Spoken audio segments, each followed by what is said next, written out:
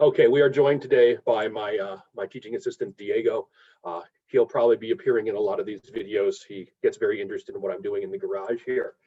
All right, let me share my screen and we'll move on to the next set of slides.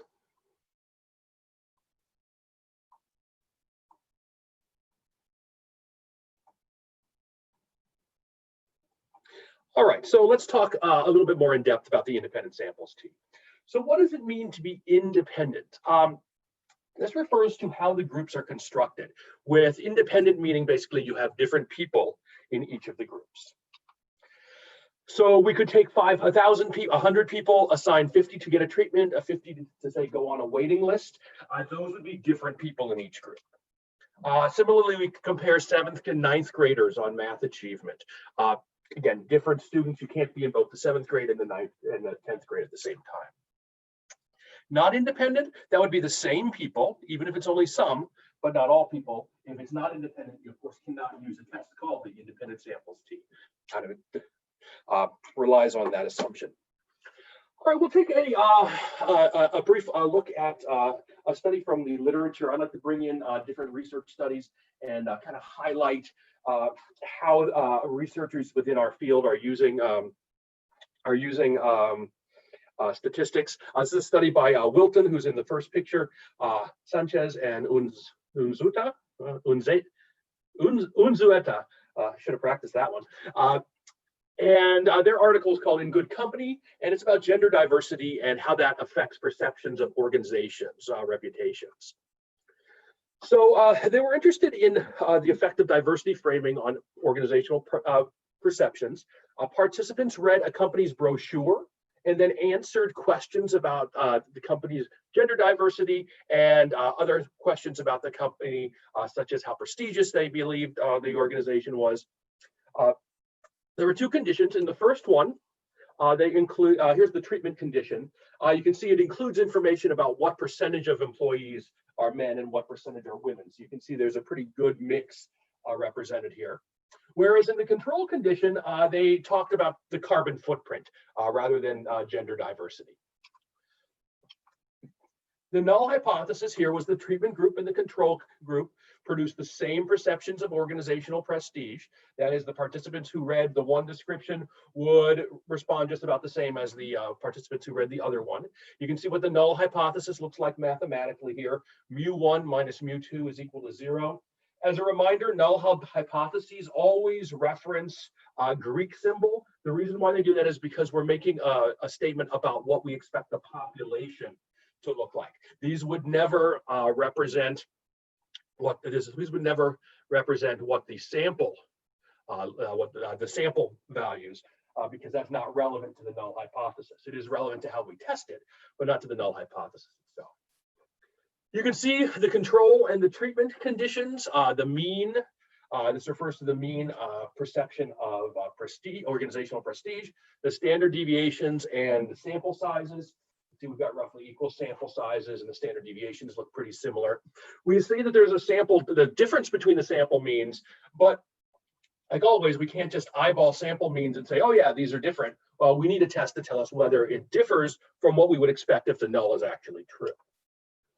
All right, so we'll go through the calculation here, and I would certainly recommend folks come back to this slide. It has all of the different formulas that we're going to use. I'll go through it relatively quickly, and then we'll do an example of it.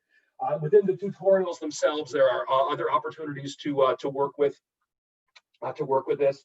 One thing that is challenging with the t-test is the notation.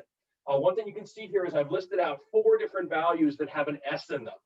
A lot of different S's. So what do they refer to?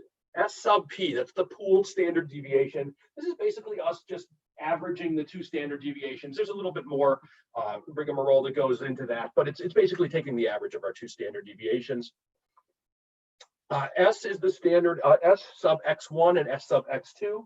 Not X2, X bar 1 and X bar 2.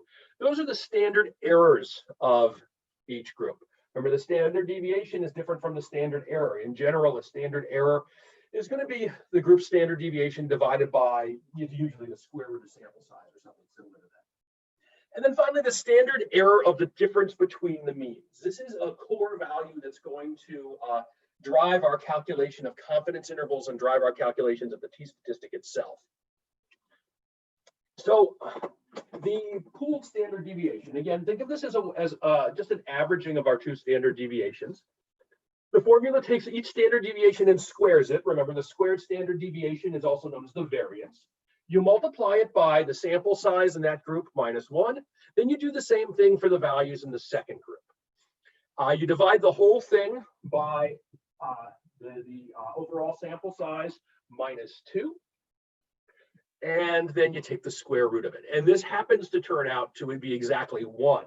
One useful thing to do when you are calculating the pooled standard deviation, take a second to just eyeball that value and say, is this a reasonable value to be the average of our two? It would have to be somewhere in between the two standard deviations. It's roughly right in between. It's roughly right in between them here. But if we had a much smaller sample in one group over another, it would be pulled toward the larger group. So you can see our value of 1 clearly within that range. Just a good eyeball check to see that you got the right value. The standard errors are relatively easy after that. It's just the pooled standard deviation over the square root of the sample size.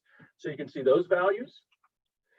And then the standard error of the difference between the means. The formula looks a little scary. There's a lot of stuff in there, but really it just involves those individual standard error values and a few different things. We can see we square each of them, and then we multiply, and then we subtract out 2 times the correlation between the two groups.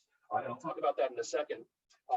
And then add in the different standard errors. The correlation here is actually 0, and it's going to be 0 anytime we use an independent samples t-test. When we get to the paired t-test, we'll see a situation where we have the same people. So talking about a correlation between the scores does make sense. So we'll be seeing that value is not always going to be 0, but it is always 0 if we're doing independent samples tests.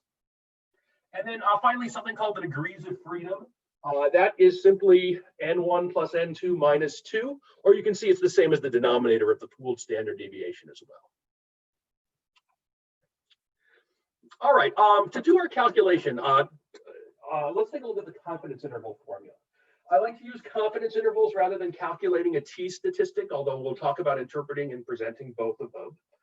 I like to use a confidence interval because it gives us a little bit more information than just doing a t-test and getting a probability value gives us. You can see the confidence interval is constructed by taking the difference between our sample means. Remember, that's always going to be the difference between the sample means, because if we were doing the difference between the hypothesized means, this would always be 0. We add to that a value that I termed t of 0.95. That's the t-values that capture 95% of the distribution. Used to be when we were old school, we looked this up in the back of a statistics textbook. Now you can use the code above, QT, 0.05 divided by 2, where you can just write 0.025 in there, and the degrees of freedom, and it'll give you the value. You can just use +1, -1, but both will yield the same piece.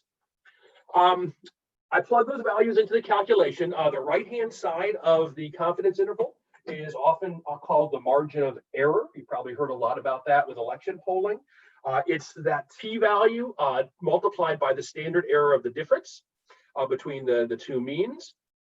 And you can see that comes out to a value of 0.03 all the way up to 0.81.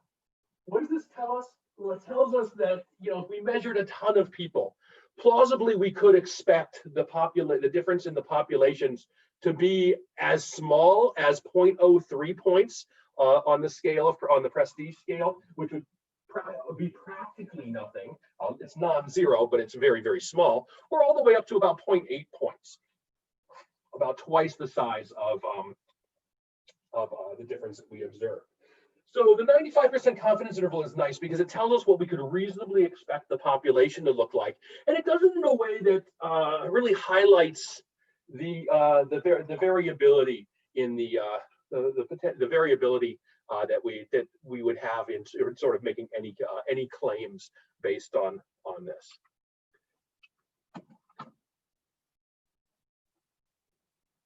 Hold on, sweetie.